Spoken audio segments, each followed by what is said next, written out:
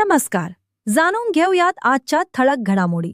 रमाई आवास योजनेतील लाभार्थी मूलभूत सुविधांपासून वंचित. वीज, सुरक्षितता व देखभालीचा गंभीर प्रश्न. इचलकरंजी. प्रतिनिधी. इचलकरंजी शहरातील आसरा नगर साईट क्रमांक 102 येथे अनुसूचित जाती जमातींसाठी रमाई आवास योजनेअंतर्गत उभारण्यात आलेल्या घरकुलांबाबत लाभार्थ्यांमध्ये तीव्र नाराजी व्यक्त होत आहे. सन 2021 मध्ये मंजूर झालेल्या या योजनेतील अनेक घरांचे बांधकाम पूर्ण होऊनही अद्याप मूलभूत सुविधा उपलब्ध करून देण्यात आलेल्या नाहीत. त्यामुळे लाभार्थ्यांना घरांचा ताबा मिळूनही प्रत्यक्षात तेथे राहणे कठीण झाले आहे. लाभार्थ्यांच्या म्हणण्यानुसार तयार झालेल्या घरकुलांमध्ये अद्याप वीज जोडणी करण्यात आलेली नाही.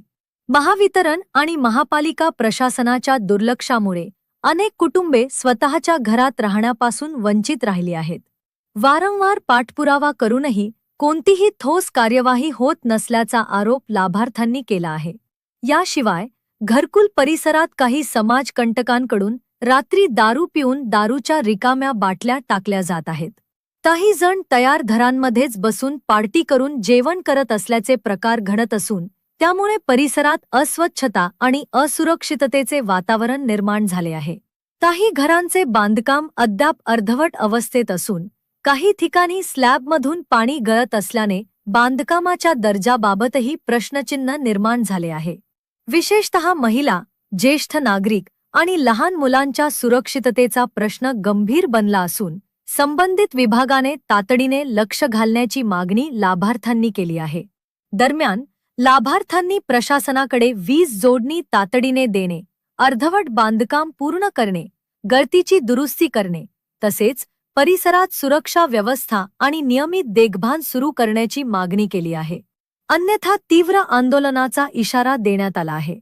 अशाच लेटेस्ट अपडेट व बातमीसाठी आमच्या इंस्टाग्राम अकाउंटला फॉलो व यूट्यूब चॅनलला सबस्क्राईब नक्की करा व तुमचे कमेंट आम्हाला नक्की कळवा.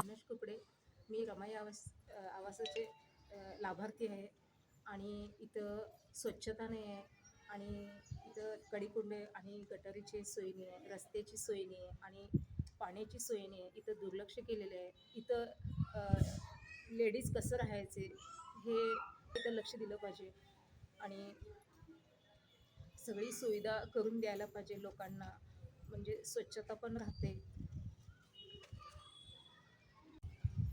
नमस्कार, मी अविनाश कुकडे. घरकुल योजनेचा मी इथला लाभार्थी आहे. इथं काही सुविधा नाही आहेत. गेली 10-15 वर्ष झालं ते आहे असं बांधकाम आणि हलक्या दर्जाचे बांधकाम असून इथं बरेच लोक बाहेरचे की दरवाजे तोडून घराचे कडेकंडे तोडून दारूचा अड्डा केलेला आहे, बनवलेला आहे तिने. आणि पोलीस किंवा प्रशासनाचं इकडं दुर्लक्ष झालेलं आहे. आणि जर राहायचं म्हटलं तरी तर काहीही सोय नाही आहे. लाईट म्हणा, पाणी म्हणा आणि डासांचं प्रमाण जास्त झालं आहे. आजार पडण्याचे प्रमाण तर भरपूर आहे. त्यामुळे लवकरात लवकर या सुविधा उपलब्ध करून लाभार्थ्यांना त्या योजनेचा लाभ घेण्यात यावा ही शासनाला कळकळीची विनंती. नमस्कार, मी रमाई घरकुल आवास योजनेचा लाभार्थी भीमराव दिनकर शापुरे हा आहे. 2009 साली 9 ते 10 साली रमाई घरकुल आवास योजना ही मंजूर झाली, परंतु 2022 साली या योजनेमध्ये 98 लाभार्थ्यांना ताबा देण्यात आला. एकूण 13 ते 14 वर्षे लाभार्थ्यांना ह्या घरकुलाचा ताबा दिलेला नाही. 2022 साली या ठिकाणी या घरकुलांचा ताबा दिला, परंतु या ठिकाणी गटरीची सोय नाही, लाईटची सोय नाही, त्यानंतर रोडची सोय नाही. या लाभार्थ्याच्या या ठिकाणी अस्वच्छता भरपूर आहे. त्याचबरोबर ताबा दिल्यापासून आज अखेर 4 वर्षे झाले या ठिकाणी कोणताच लाभार्थी या ठिकाणी राहायला येऊ शकत नाही, कारण लाईट नाही.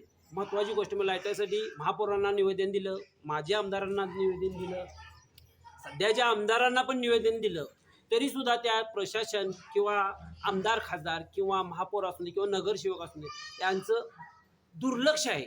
आणि ह्या गोष्टीसाठीच आम्ही या ठिकाणी निवेदन नगरपालिकेला सुद्धा दिले, तरीसुद्धा यांचं दुर्लक्ष झाल्यामुळे या ठिकाणी सर्व आमदार खासदार किंवा महापौर नगरसेवक यांना विनंती आहे की या ठिकाणी लवकरात लवकर ट्रान्सफॉर्मर बसवून या ठिकाणी लाईटची सुविधा व या ठिकाणी उर्वरित जे 60 ते 70 घर आहेत यांचं बांधकाम लवकरात लवकर चालू करावं. नाहीतर या ठिकाणी पूर्णपणे या ठिकाणी उद्रेक करून आम्ही महानगरपालिकेसमोर उपोषणाला बसेल. आमदार खासदार असून किंवा नगरसेवक असले फक्त आमच्याकडं मतदार म्हणून बघायला, आम्ही मतदान फक्त करायचं, आमचं कार्य मात्र कोणीच करायला तयार नाही. या ठिकाणी आमदार खासदारांनी लक्ष देऊन या ठिकाणी पूर्णपणे कारवाई करावी ही नम्र विनंती.